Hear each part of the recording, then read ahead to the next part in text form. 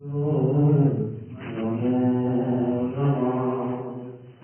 श्री कृष्ण चैतन्य प्रभु नित्यानंद श्री अद्वैत गदाधर श्रीवासादि गौर भक्त वृंद। हरे कृष्णा कृष्णा कृष्णा हरे हरे, हरे राम राम राम हरे हरे।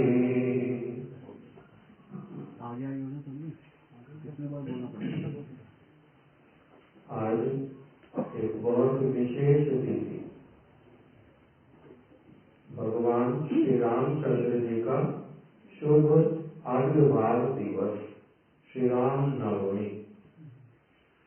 और साथ ही साथ में हमारे परम आराध्य गुरुपाद पद्म नित्य लीला प्रविष्ट ओम विष्णुपाद अष्टोत्तर श्री श्रीमद भक्ति वल्लभ तीर्थ गोस्वामी महाराज जी का भी शुभ आविर्भाव तिथि। एक साथ में दोनों तिथियों का समागम हम लोगों का परम सौभाग्य कि हम लोग इस तिथि का पालन करने के लिए उपस्थित हैं। हम लोगों को ये सुयोग मिला, मनुष्य जन्म मिला, उस पर फिर साधु संग इत्यादि मिला।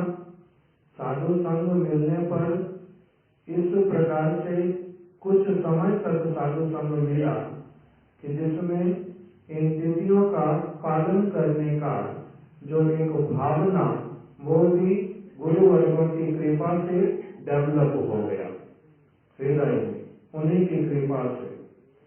अभी प्राण है, बात कर रहे हैं, रामनवमी पालन कर रहे हैं।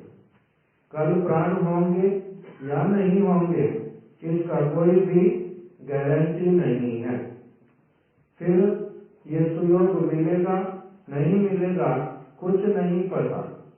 अभी मनुष्य शरीर है, मरने के बाद में कौन से शरीर मिलेगा, कौन सी योनि में जाऊंगा, कुछ भी पता नहीं है।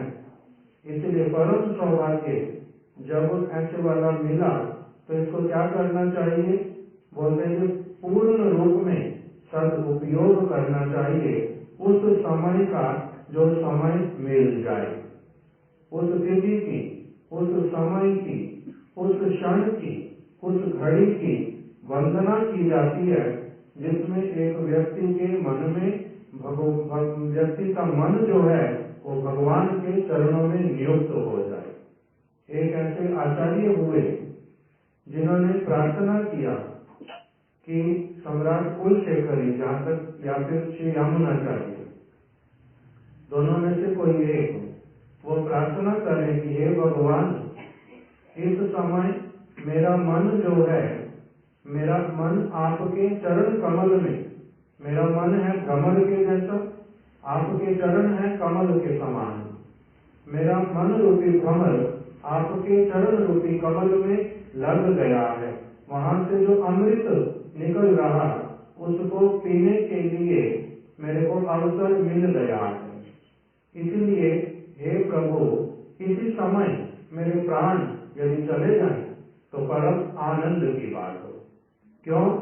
अन्यथा कपवात पित्तम, जब साधारण रूप में लोगों का मृत्यु होता है उस समय क्या होता है, उनका कफ वात पित्त इत्यादि बढ़ जाते, गला रुद्ध हो जाता, स्मृति शक्ति चली जाती, क्या करना क्या नहीं कुछ उनको पता चलता नहीं। उस समय मृत्यु जो अमंगलकारी, ये वाली मृत्यु जिसमें मेरा चित्त आपके चरण कमल में लगा हुआ, इसी समय मेरे को हे प्रभु आप क्या करा दो, इस जगत से मेरी मृत्यु करा दो। इस प्रकार से प्रार्थना किया। अर्थात जिस समय चित्त भगवान में लगने के लिए प्रस्तुत हो, सुयोग मिल जाए। लक्ष्मण जी एक समय भगवान राम के द्वारपाल बने और कोई एक ब्राह्मण जो है वो मिलने के लिए आया रामचंद्र जी से। लक्ष्मण जो है रामचंद्र जी के पास गए कि प्रभु एक ब्राह्मण आया, आपसे मिलना चाहता। तो राम जी ने बोल दिया कि उनको कहो कल प्रातः काल आ जाए। अभी संध्या हो गई है, समय बहुत हो गया, कल वो आ जाए तो अच्छा होगा, कल मिल लेंगे। तो लक्ष्मण जी ने एक विचित्र प्रकार का हंसी जो है उनके मुख के ऊपर व्याप्त हो गया, मुख के ऊपर अलग प्रकार की एक हंसी आ गई। राम जी ने जैसे वो हंसी देखी, साथ साथ में पूछा कि लक्ष्मण, जो ये तुम्हारी कुटिल हंसी, इसका क्या भावार्थ है? ऐसा इस प्रकार का तुम्हारा मुख जो है क्यों बन गया? तो लक्ष्मण जी ने साथ साथ में उत्तर दिया कि हे प्रभु, आपकी जय हो, आपकी जय हो। आपको ये दृढ़ विश्वास है कि कल होगा, सूर्य उदित होंगे, ये ब्राह्मण जागेगा और तैयार होकर के आपसे मिलने के लिए आएगा, इसलिए मेरे को इस प्रकार की हंसी आई। तो नहीं तो तुम्हारा क्या विचार है? लक्ष्मण जी ने साथ साथ बोला, प्रश्वासे नहीं कुछ विश्वासो, अगली सांस भी आएगी या नहीं आएगी मेरे को तो ये भी विश्वास नहीं होता, और आपको विश्वास है कल होगी, ब्राह्मण आएगा, उसकी बुद्धि फिर रहेगी कि मेरे को राम जी से मिलना है, हो सकता कल बदल जाए, मेरे को ये विश्वास नहीं है। उसी बात को सुन के भगवान राम ने कहा, अभी अभी बोला, उसी समय मिले। क्यों? समय ऐसे वाला, उसका कोई निश्चयता नहीं है ये बाद में क्या होगा।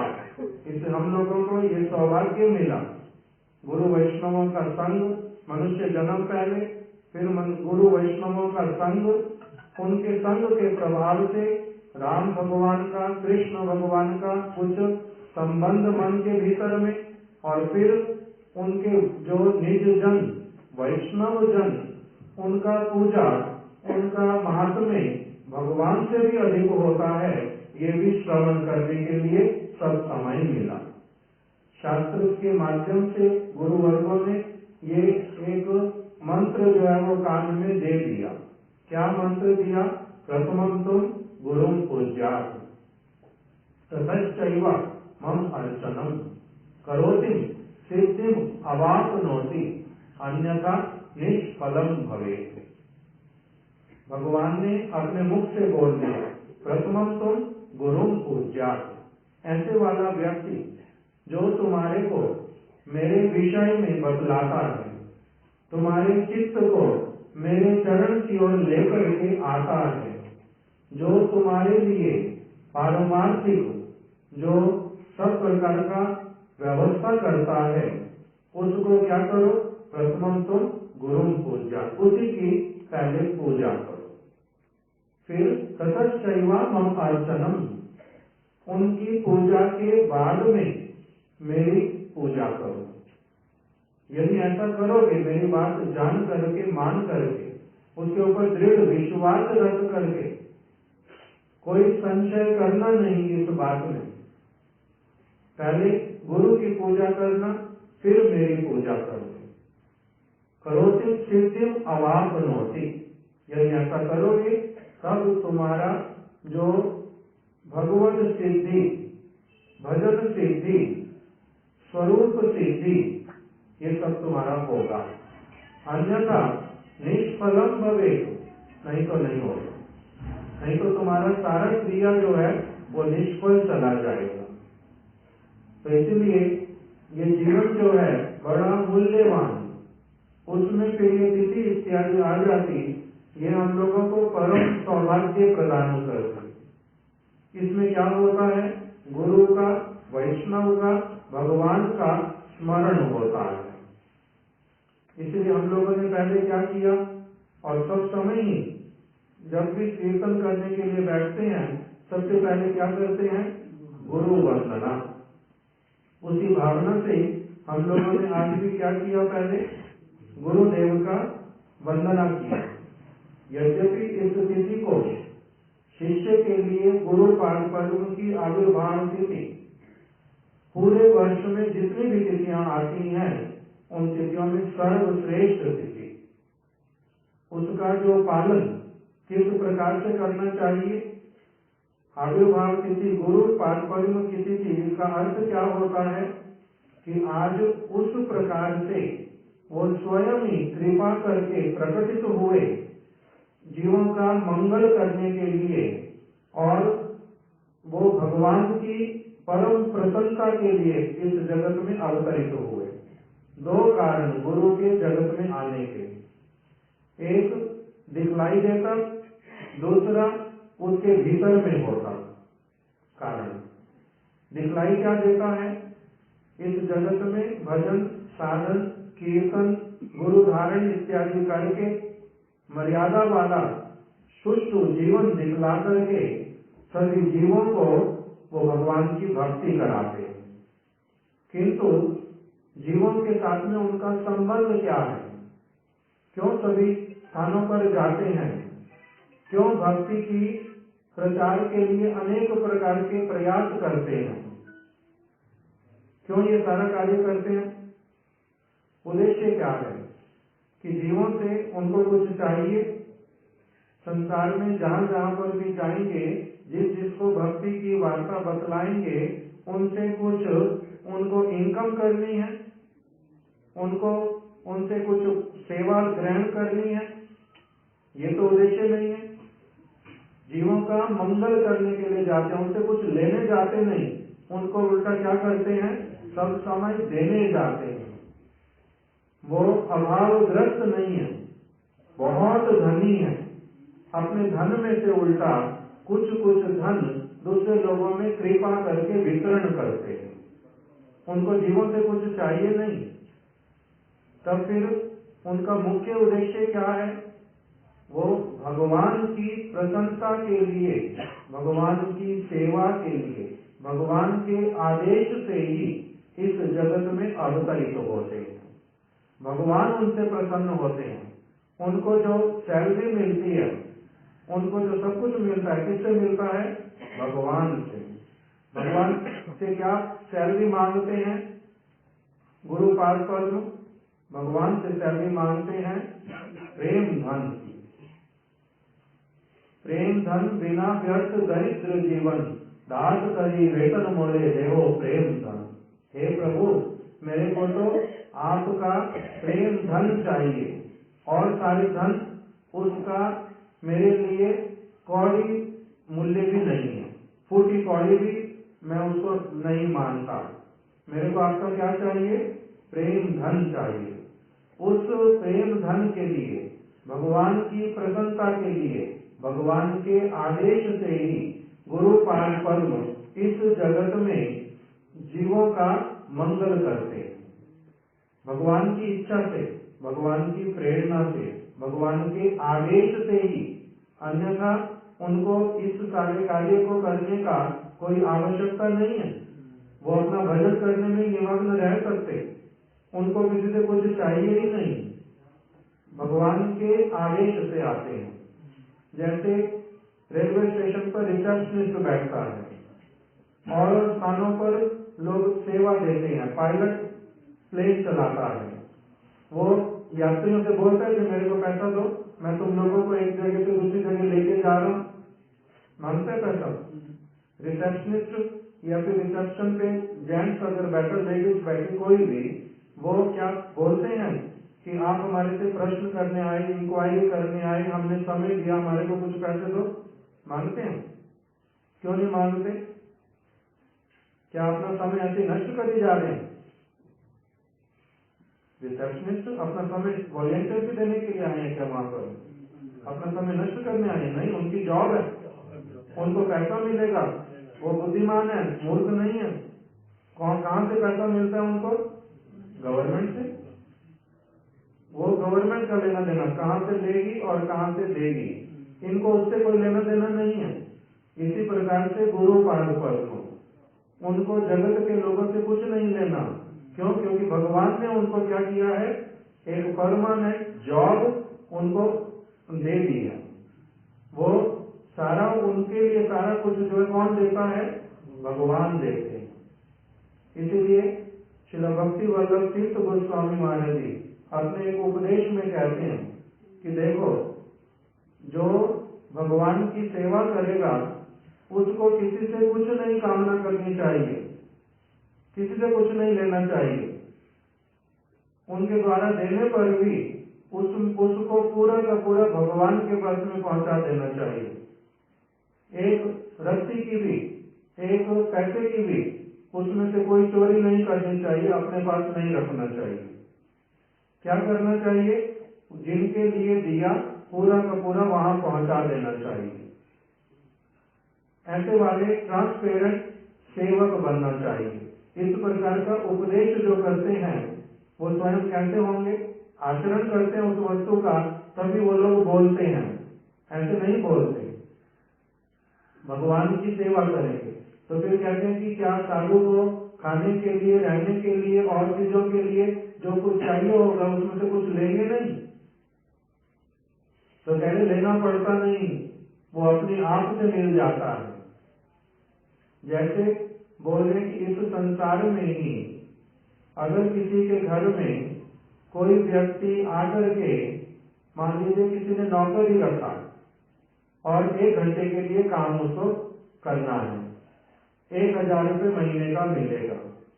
वो व्यक्ति 1 घंटे की जगह कभी 1.5 घंटे, कभी 2 घंटे काम करता है और अच्छी तरह से काम करता है, कोई कंप्लेन करता नहीं, चोरी करता नहीं। अगर मालिक जो है वो सज्जन होगा तो वो अपने आप से क्या करेगा? उसके लिए 1000 तो वो देगा ही देगा। किंतु जब उसको पता कि मैं जो काम देता हूँ वो 1 घंटे में पूरा होता नहीं है, 2 घंटे में होता है, तो वो अपनी आप से ही क्या करता है? फिर उसकी सैलरी जो है वो बढ़ा देता है, उसको प्यार करता है। क्यों? क्योंकि ये बहुत अच्छा काम करता है, बिना कहे ठीक से सारी चीजें करता है। तो अपने आप से एक इस जड़ जगत में भी सज्जन व्यक्ति के मन में अपनी सेवा करने वाले व्यक्ति के प्रति पूरी तरह से क्या होता है? न्याय। अन्याय नहीं करते, दुर्जन लोग करते हैं अन्याय। तो सज्जन व्यक्ति क्या करता है? सब समय न्याय करता है, अच्छी चीज करता है। तो फिर वो बोल रहे हैं श्रील भक्ति वल्लभ तीर्थ गोस्वामी महाराज, भगवान कौन है? भगवान है सज्जनों के भी सज्जन। सज्जन जितने होते हैं वो सारे उनके चरण कमलों की आराधना करते हैं। तो जो भगवान जिनके चरण कमलों की सज्जन भी आराधना करते हैं, यदि उनकी कोई सेवा उनकी प्रशंसा के लिए करेगा, सब समय के लिए करेगा, तब वो अपनी आप से ऐसी कोई चीज होएगी। वो वहां पर बोल रहे हैं कि वो जब खाएंगे पहले अपने दास को खिलाए बिना रह नहीं पाते। जब वो विश्राम करने जाते पहले सेवक का विश्राम हुआ या नहीं हुआ ये अपनी आप से विचार करते हैं। किसी वस्तु की आवश्यकता सेवक को कहने की पड़ेगी ये होता ही नहीं है। भगवान जो सेवा ग्रहण करते हैं उनमें इतनी कृतज्ञता है कि वो अपनी आप से क्या करते रहते हैं? पूरा करते रहते सब चीजों को। इसलिए ऐसे वाले जो गुरु पाद पद्म, जिनके ऐसे विचार, जिन्होंने इस प्रकार का जीवन जो है पूरा व्यतीत किया, उनकी आज शुभ आविर्भाव तिथि। हम लोगों का परम सौभाग्य, भगवान ने हमारे ऊपर बड़ी कृपा की कि अपने ऐसे निज जन को इस जगत में प्रेरित करके हम लोगों को अपने चरणों की ओर आकर्षित करने के लिए एक उद्यम किया, प्रयास किया। तो इसलिए हम लोग विशेष रूप में जो श्रील भक्ति वल्लभ तीर्थ गोस्वामी महाराज जी की कुछ महिमा, उनकी शिक्षा, उपदेश इत्यादि संध्या के समय में पूरा समय जो कथा का होगा उसमें हम लोग पूरी तरह से उनकी महिमा को श्रवण करेंगे। दोपहर के 12 बजे भगवान श्री रामचंद्र जी का शुभ आविर्भाव दिवस। इसीलिए अभी थोड़ी सी हम लोग उनके विषय में जो है कथा श्रवण करेंगे। भगवान रामचंद्र जी, जो उनको पानी चाहिए, जो भगवान रामचंद्र जी, आज उनका शुभ आविर्भाव थी।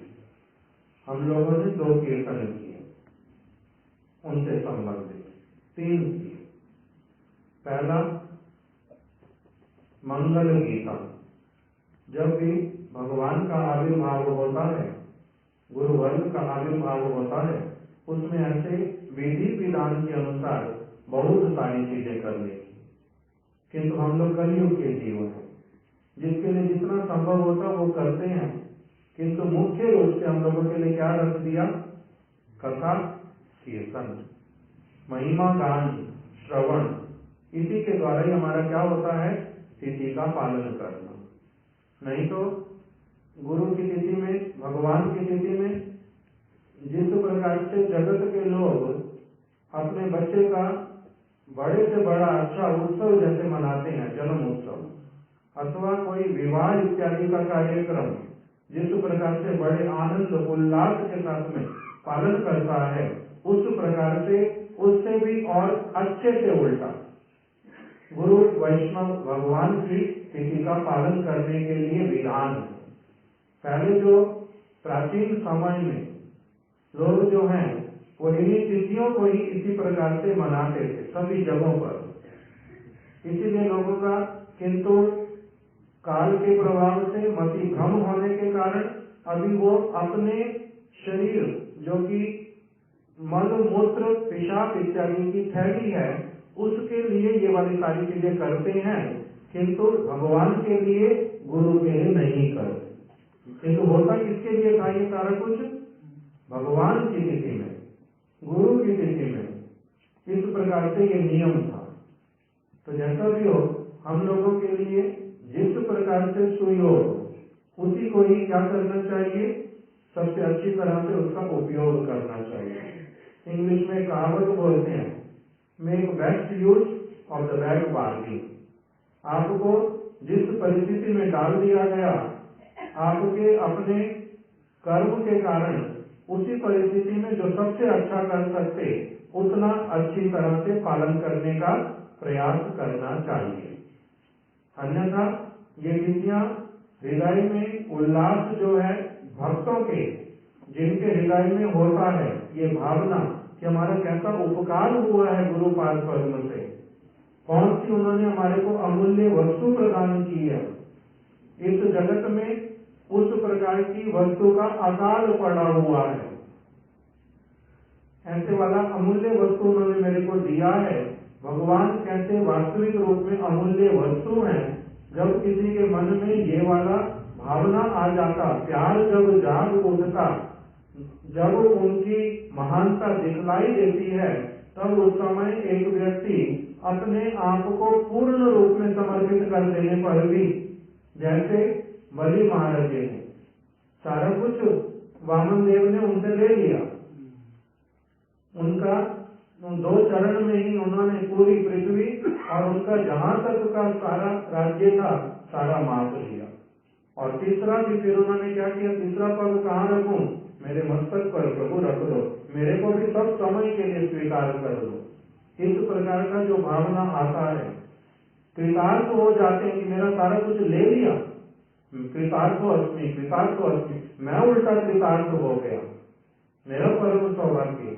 इस प्रकार से जब उल्लास आ जाता हृदय में, तब उस समय जो क्रिया व्यक्ति करता है उसका नाम होता है तिथि पालन करना। हृदय में प्रेम का उत्पन्न होना, उनके प्रति कृतज्ञता की भावना आना, उनसे मेरे को क्या मिला है उसका ठीक ठीक विचार करना, जो और कोई नहीं दे सकता त्रिभुवन में। जिस वस्तु को उन्होंने मुझे वो वस्तु प्रदान की है, ऐसे वाला जब भावना आता है तब होता है तिथि पालन करना। भगवान रामचंद्र जी का शुभ आविर्भाव तिथि, उसके विषय में मंगल गीत गाया। मंगल गीत गाने का अर्थ क्या होता है? हम लोग जब बहुत छोटे थे, मैं अपने घर में जब रहता था, तो हमारी दादी के कोई गुरुदेव थे, मैं जानता नहीं ज़्यादा, उस समय कुछ बुद्धि भी नहीं उस प्रकार की, कुछ सोचो समझो, किंतु कोई उनके गुरुदेव थे, वो घर में आते थे, तो वो लोग एक कीर्तन गाते थे। वो कीर्तन किंतु कान में रह गया, बाकी कुछ पता नहीं है, स्मृति में रह गया कीर्तन कि लोगों देवो बधाइयां कानू साढ़े सुते पाद जगाए, आए आए साढ़े कर संत प्यारे आए, कि हमारे घर में संत आए हैं, हमारा सोया हुआ भाग्य जागृत कराने के लिए आए हैं, हमारा भाग्य सचमुच में जाग उठा है, इसलिए संत हमारे घर पर आ गए हैं। इसलिए हे आसपास के लोगों, तुम सारे आते क्यों नहीं हो, आओ हमारे घर पर, हमारे को बधाई दो, हमारे यहाँ पर आकर के बधाई के गान गाओ। क्यों? क्योंकि हमारा इतना सौभाग्य उदित हुआ है, हमारे घर में आप लोग आओगे नहीं, आसपास में आ जाओ सारे सारे, हम क्या करेंगे, बधाइयां गाएंगे। इसका नाम होता मंगल गीतम, इसको कहते हैं मंगल गान करना।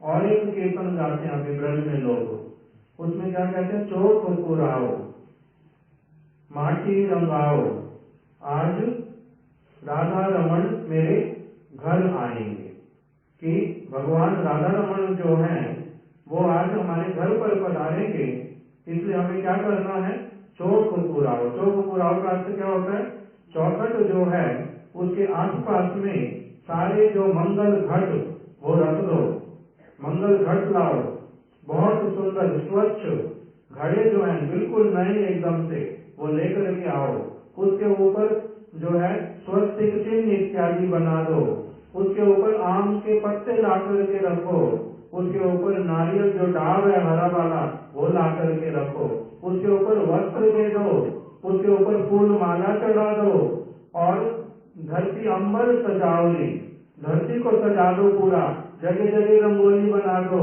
पुष्प इत्यादि का वहाँ पर बहुत सुंदर सुंदर सारा वितरण कर दो, वहाँ पर भूमि के ऊपर ऐसे ऐसे डिजाइन बना दो जिससे कि परम आनंद का अनुभव हो। धरती अंबर सजावली, आकाश में क्या करो, दीप जला दो, पताकाएं सारी फहरा दो, सारे मंगलमय सूचक जो सारी वस्तुएं वो करो, आज राधा रमन मेरे घर आएंगे। इसको बोलते हैं मंगल गीत गाना, सारी प्रकार की प्रस्तुति करना, उस प्रकार से मंगल गीत गाते हैं कि भगवान रामचंद्र जी का शुभ आविर्भाव तिथि होने वाला है, हम क्या करेंगे, मंगल गीत गाएंगे। उसके अंतर्गत क्या आया था कीर्तन में, निकाल के दो तो, मंगल गीत में भगवान राम के लिए कि उन्होंने क्या किया, जो जनक नंदिनी, वो तो 10 अवतार स्तोत्र हो गया ना, उससे पहले मंगल गीत।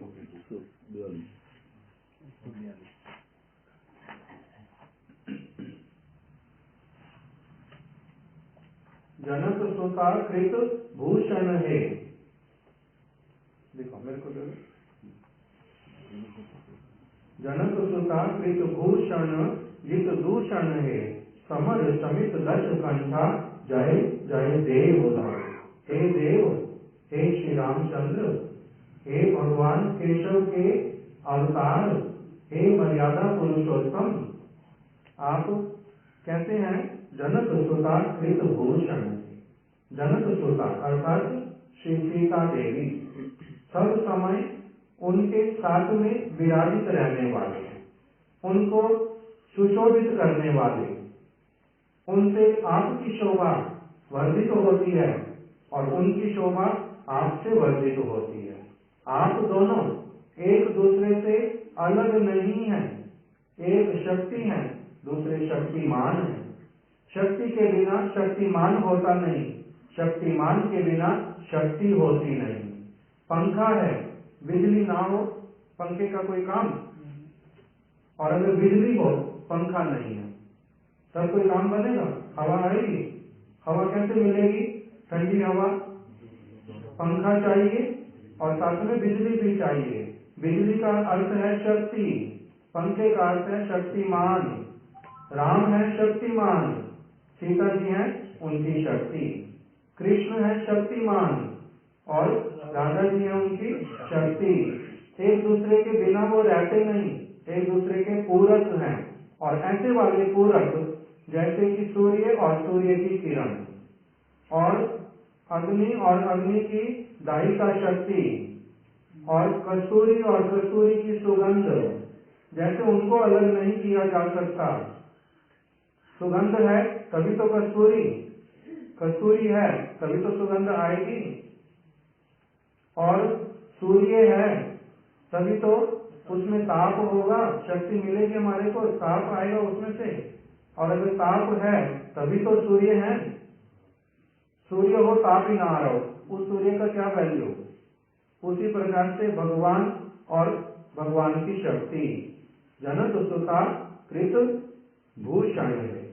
आप जनक सुता श्री सीता देवी को कृष्ण बन करके आए राम। कृष्ण कौन है? अवतारी पुरुष। राम है उनके अवतार। इससे 10 अवतार स्तोत्र आगे जो गान किया हम लोगों ने, उसमें क्या आता है हर एक पद के साथ में? केशवधृता मीन शरीरा, केशवधृता नरसिंह रूपा, केशवधृता राम शरीरा।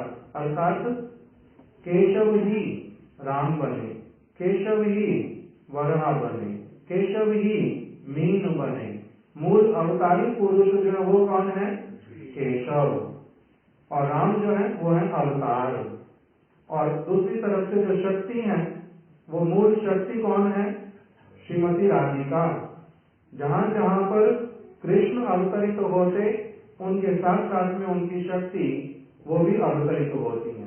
मूल शक्ति श्रीमती राधिका, उनकी अवतार जो है वो कौन है? सीता देवी। तो इसीलिए बोल रहे हैं जनक सुता कृत भूषण है। जित दूषण है, आपने क्या किया? जित दूषण मतलब दूषण नाम का एक असुर था। खर और दूषण 2 नाम आते हैं रामलीला में। जब रामायण पढ़ेंगे, रामचरितमानस देखेंगे, उसमें 2 असुरों के नाम आते हैं, जिनका नाम क्या है? खर और दूषण। उन्होंने सुरूप नखा, उसके कहने पर, सुरूप नखा का अर्थ क्या होता है? सुरूप नखा, नखा मतलब नाखून। सुरूप, जिसके नाखून बहुत सुंदर थे, इसलिए उसका नाम पड़ गया था सुरूप नखा। उसको ये लीला तो पता है सभी को कि कैसे लक्ष्मण ने जो है उनका क्या कर दिया था? नाक और कान काट दिए। उसके कारण अलग अलग बहुत सारे, किंतु उसी ने जाकर के सबसे पहले खर और दूषण को जो है राम, लक्ष्मण, सीता इनका अनिष्ट करने के लिए भेजा था। और फिर वो खर और दूषण जो है वो भगवान राम के हाथ से मारे गए थे। खर का मतलब क्या होता है? नहीं पता? गोखर क्या होता है? गर्भवासुर ब्रज में गधे का रूप धारण करके एक असुर आया था, बलदेव प्रभु ने उसको मारा था तालवन में। सुना हो तो?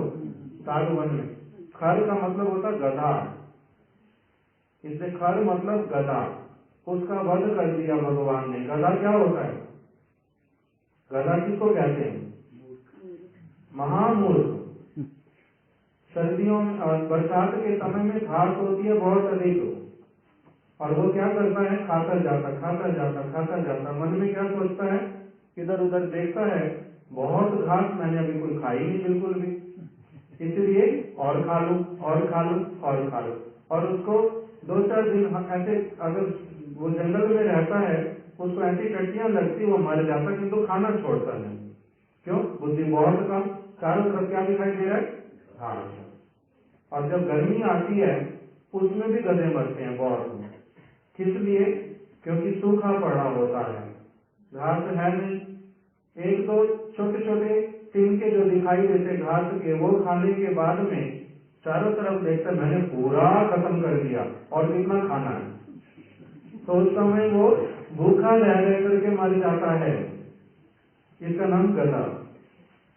हमारे गुरुदेव हम लोगों को कथा सुनाते थे। खर मतलब गधा। उसी प्रकार से उसने क्रिया किया था। और दूसरा क्या करता है? वो उल्टी लात से मारता है पीछे से, और गधी के साथ में सबसे अधिक वो सब समय के लिए उसके साथ में चिपकना चाहता है। इसको बोलते गधा, अर्थात जिसका इंद्रिय तर्पण करने का सबसे अधिक वृत्ति, भोग करने का जिसका वृत्ति, उसको कहते खल। तो ऐसे वाले व्यक्तियों की उस भोग वृत्ति को दूर कराने के लिए भगवान ने क्या किया? राम का अवतार लिया, खल को नष्ट करने के लिए जगत से। और दूसरा दूषण, दूषण शब्द का अर्थ क्या होता है? जो सब प्रकार की ऐसी क्रियाएं करता है जिसका गिनती दुष्ट क्रियाओं में होता है, इसलिए उसका नाम दूषण। दूषण मतलब सब समय के लिए अमंगलमय कार्य करने वाला, पर चर्चा, पर निंदा, दूसरों में दोष का अन्वेषण और नीचे दिखाने की दूसरे लोगों को भावना सब समय, ऐसे वाला जो करता उसका नाम जो है क्या होता है? दूषण। तो इससे बोले भगवान राम ने आकर के क्या किया? एक तो कैसे आए? जनक सुता कृत भूषण, जनक सुता के साथ में अवतरित हुए। और दूसरा उन्होंने खर, दूषण इत्यादि को क्या कर दिया? जित दूषण है, इन लोगों को जीत लिया, इन लोगों को पराजित कर दिया, इनको नष्ट कर दिया, मार दिया। तो इसलिए राम जी की तिथि पालन करने से, सुष्ठु रूप में भगवान राम का चरित्र जीवन में पालन करने से, सुनने से हमारी जो ये जित और खल और दूषण इत्यादि जो है हमारे हृदय से वो नष्ट हो जाते, मर जाते। समर समित दश कंठ, जय जय देव हरे। और क्या बताया? युद्ध में रावण को शांत करने वाले। रावण को शांत क्यों किया? रावण ने क्या दोष किया था? सीता हरण किया। इसका अर्थ क्या हुआ?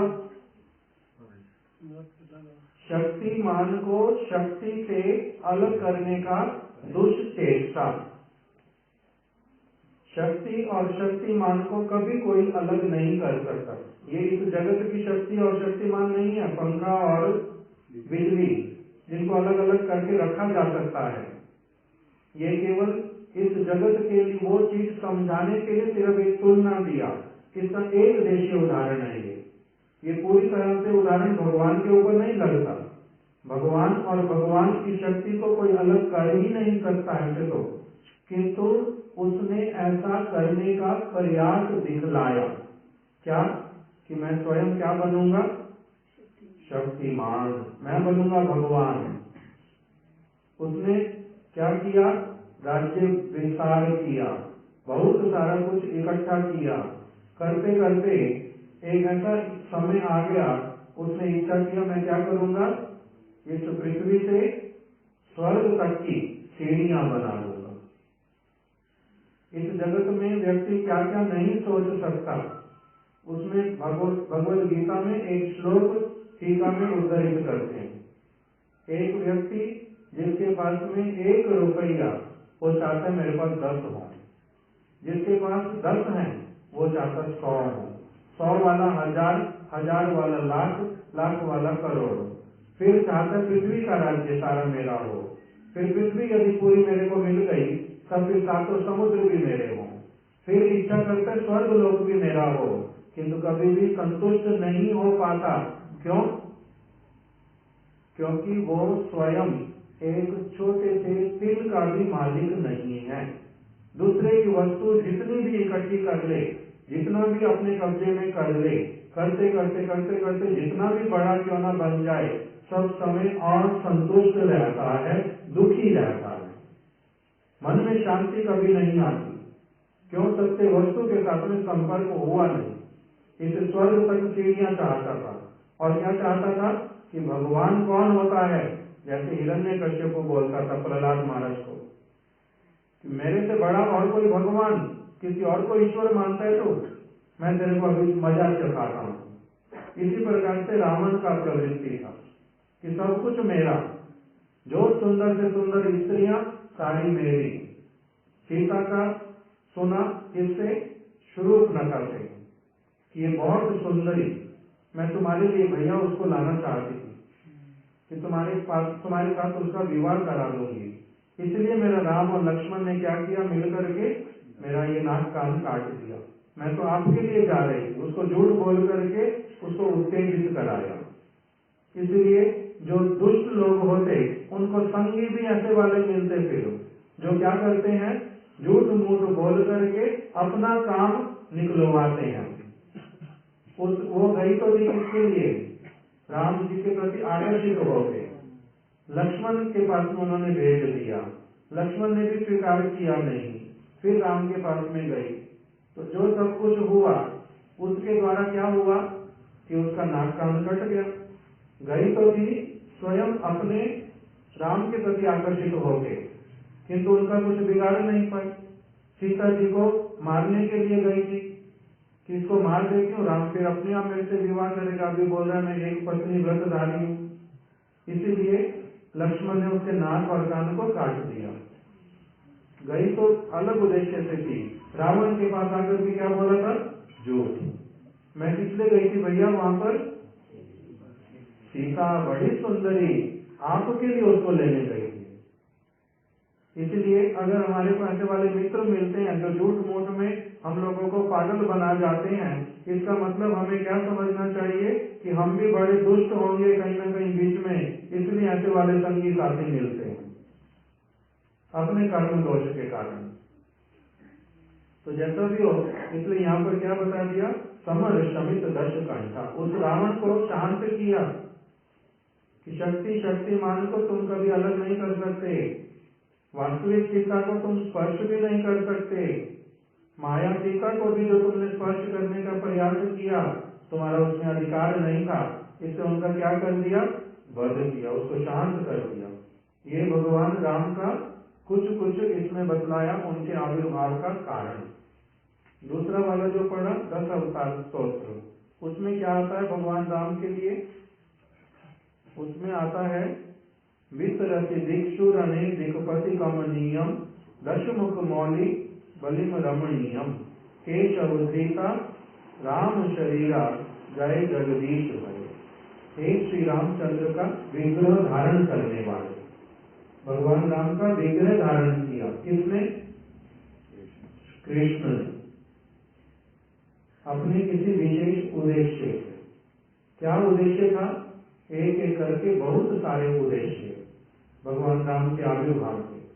एक कारण होता नहीं, आप चेक कर दो। अच्छा, पंखा जो चला ना, चला ठीक है, गर्मी लग रही लोगों को। ठीक है, हो गया। क्या हो गया, चला ही नहीं है तो नहीं चला, ठीक है, ठीक है, ठीक चल रहा अगर ठीक है तो ठीक है।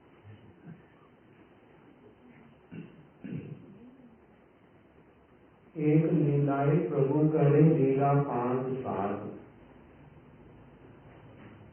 भगवान जब इस जगत में कृष्ण जो है जब अवतरित होते हैं, उनका अवतरित होने का एक कारण नहीं होता।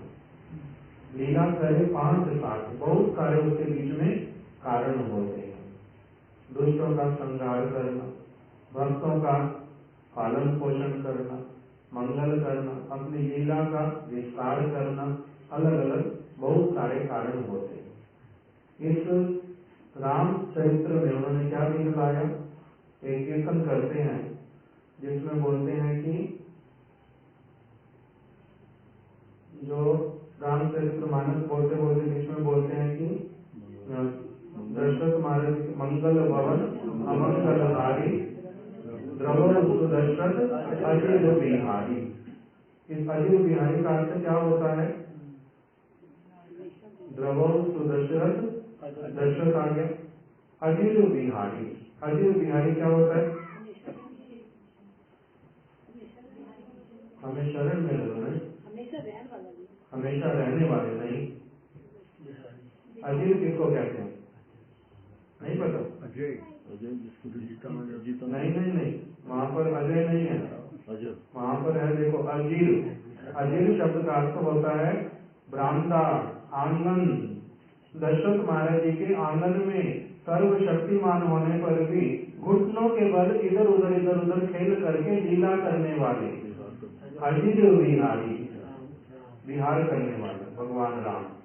इसलिए हमारे महाराज जी बोलते थे इस बात को कि जैसे नंद बाबा का परम सौभाग्य बोला जाता है, क्या कह करके, हम यहाँ नंदम वंदे यस्या आलिंदे परम ब्रह्म, कि नंद बाबा का कैसा परम सौभाग्य है, कितना इनके हृदय में प्रेम होगा, जो पर ब्रह्म, जो सबके माता पिता, भगवान का माता पिता कोई होता नहीं है, भगवान ही सबके माता पिता होते हैं, किंतु प्रेम के कारण वो क्या करते हैं, जो कोई व्यक्ति उनका पालन करना चाहता, पोषण करना चाहता, माता की तरह स्नेह करना चाहता, पिता की तरह उनको अपनी गोदी में लेना चाहता, उसको सौभाग्य देने के लिए भगवान कभी तो क्या बन जाते हैं, कृष्ण नंद बाबा को सौभाग्य देते हैं, उनके आंगन में खेलते हैं, छोटे बालक बन जाते हैं, किलकारियां मारते हैं, शरारतें करते हैं और मधुर मुस्कान करते हैं,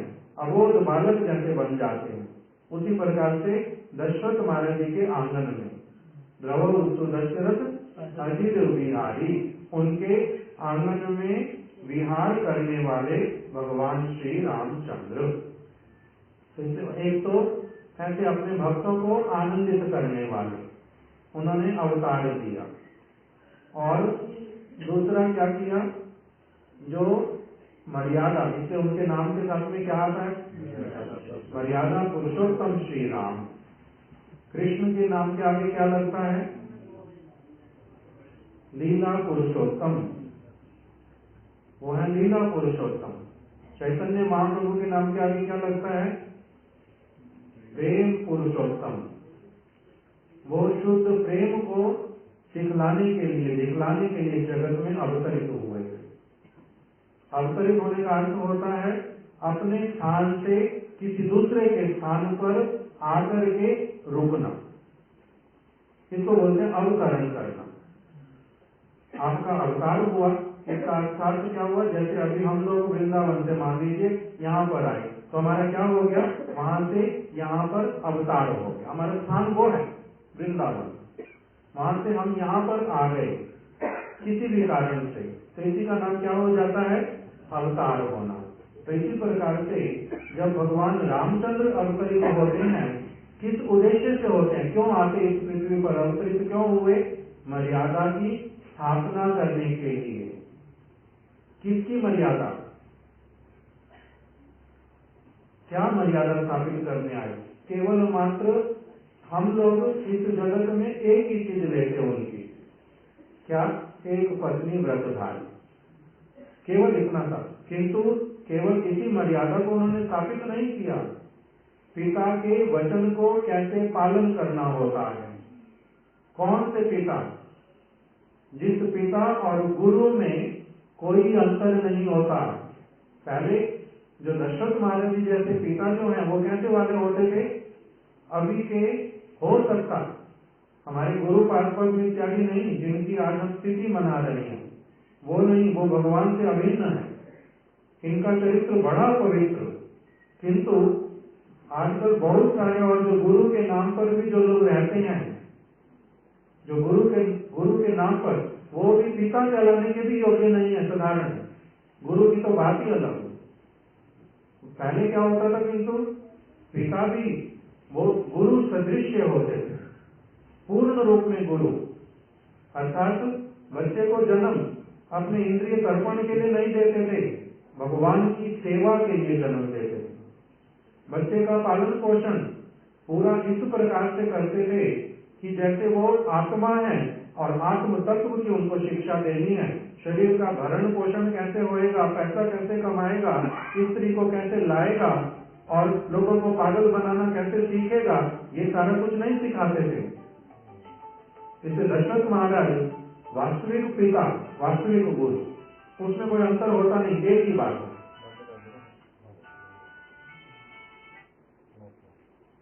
एक ही बात, ऐसे वाले वो पिता थे। जैसे भगवान रामचंद्र ने वचन, गुरु के वचन को कितना गुरुत्व देना चाहिए, वो कुछ भी कह दें, वो उसमें सदैव मेरा मंगल होता है, जगत के लोगों के अनुसार कुछ भी क्यों ना दिखलाई दे। इस बात को स्वीकार कर पाना सद शिष्य के अतिरिक्त किसी के लिए संभव होता नहीं। मेरे को वन जाना,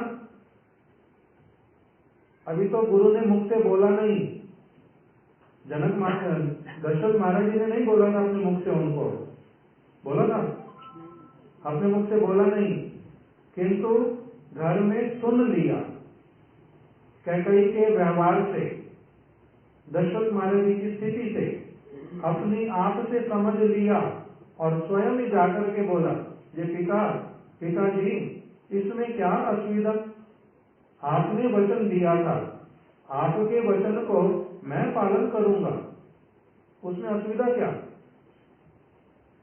इसलिए श्री भक्ति वल्लभ तीर्थ महाराज जी वर्णन करते थे, उत्तम सेवक किसको कहते हैं, मध्यम सेवक किसको कहते हैं, कनिष्ठ सेवक किसको कहते हैं, अधम सेवक जो है वो कौन होते हैं, ये सारा कुछ वर्णन करते हैं। तो अधम सेवक कितने प्रकार के, 6 प्रकार के।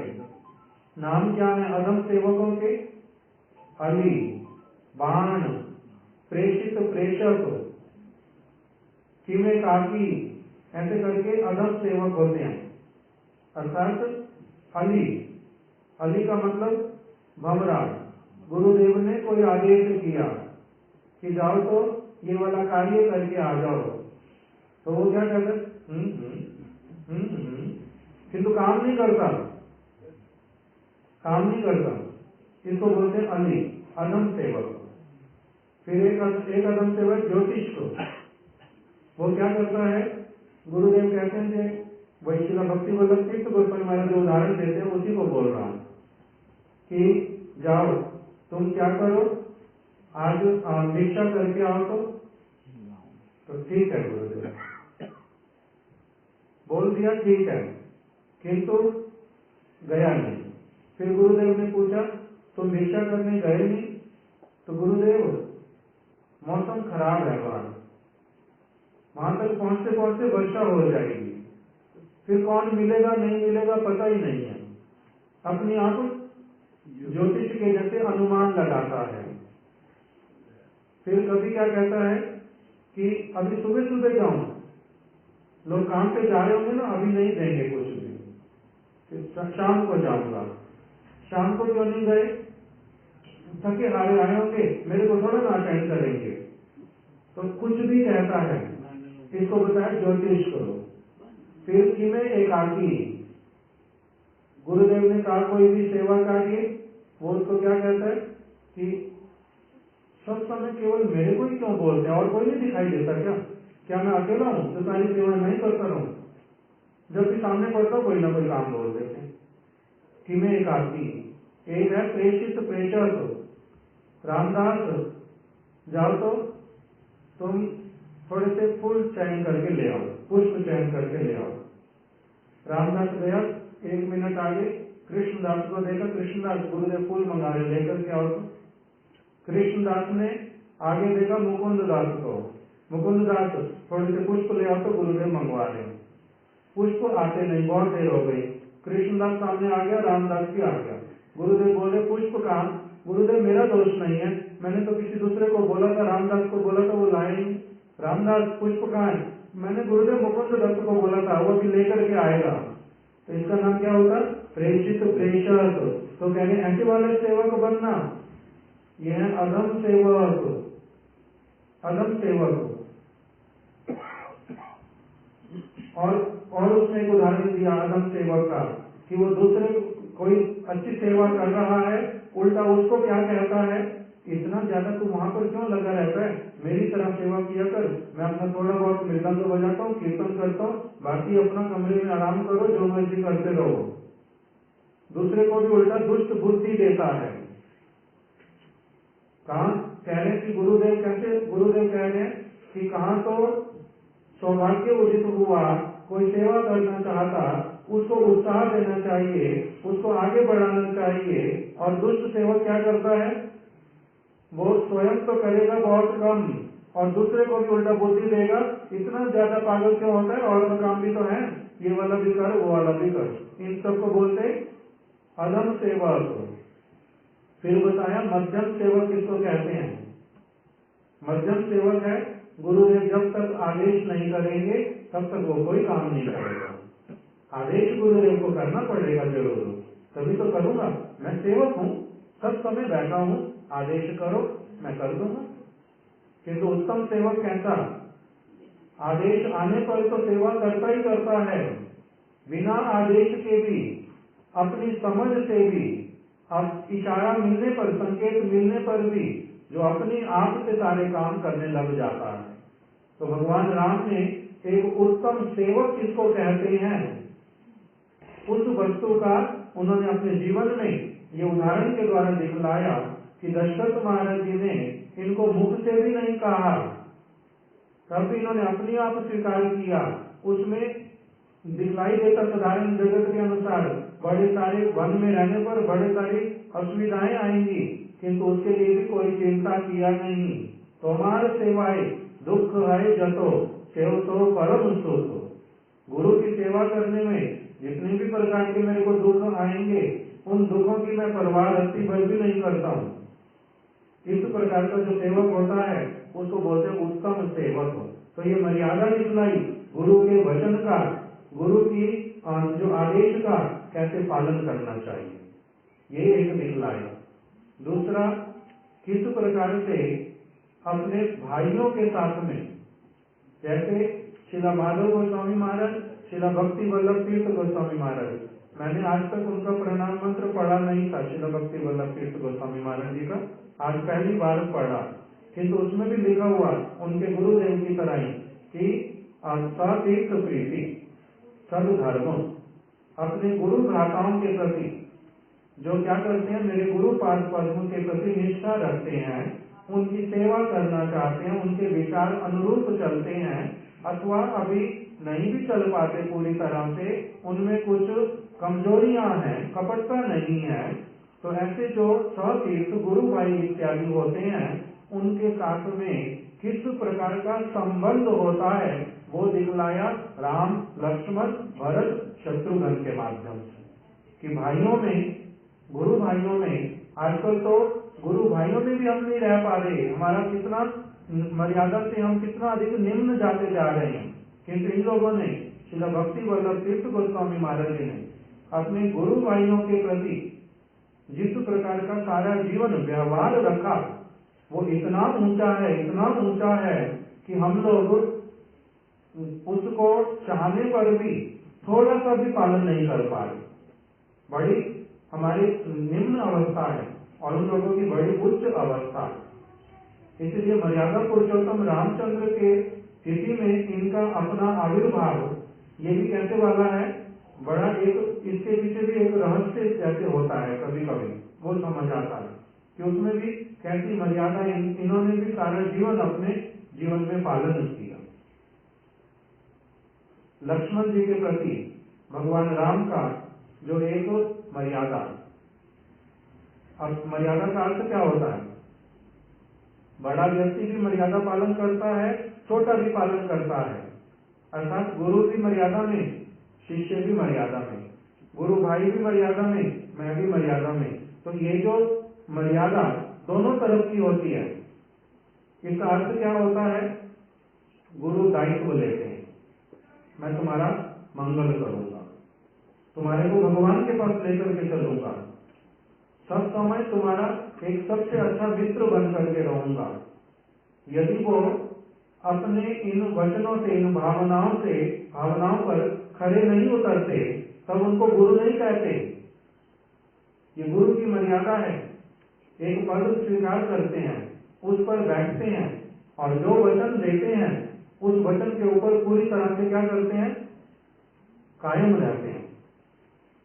शिष्य भी फिर क्या करता है, मर्यादा में रहता है, गुरु पाद पद्म जो आप कहेंगे वो करूंगा, जो आपने मेरे को साधन पद्धति दे दी, कैसे मैंने हरिनाम करना, कैसे मंत्र करना, किस प्रकार से मैंने ग्रंथ अध्ययन करना, कैसे संसार से अपने आप को अलग रखना, कैसे निंदा स्तुति नहीं करनी, किस प्रकार से मैंने भोजन में सदाचार का पालन करना, कहते मैं मांस, मछली, अंडा, प्याज, लहसुन, शराब और जुआ इत्यादि खेलना, ये सब कुछ नहीं करूंगा। ये जो वचन देता है, गुरु अपने वचन देते हैं, ये अपने वचन देता है। दोनों के अपनी मर्यादा में जो वचन दिया, उस वचन के अनुसार चलते हैं पूरी तरह से, तब क्या होता है, कार्य सिद्धि होती है। तो इसलिए मर्यादा भगवान रामचंद्र ने एक तरफ दशरथ महाराज जी के प्रति, दूसरी तरफ अपने से छोटे अपने भरत जी के लिए अथवा लक्ष्मण शत्रुघ्न जी के लिए वो सारा दिखलाया। तो इसलिए मर्यादा शब्द जो है उसका बहुत डीप मीनिंग है, बहुत उसका विशेष अर्थ है। कहते मर्यादा का अर्थ होता है वास्तविक रूप में, पूर्ण रूप में दायित्व को हृदय में लेकर के बिना किसी चिंता के चलना। हो गया समझ? जैसे हमारे महाराज जी एक बात बोल रहे थे अंत में कि युधिष्ठिर महाराज इत्यादि, उनको ये पता भी था कि यदि मैंने दुर्योधन को ठीक ठीक परामर्श दिया कि जाओ माता के सामने, तुम्हारी माता नेत्र खोलेंगी गांधारी और शक्ति तुम्हारे में संचार करेंगी, लोह पुरुष बना देंगी तुम्हारे को।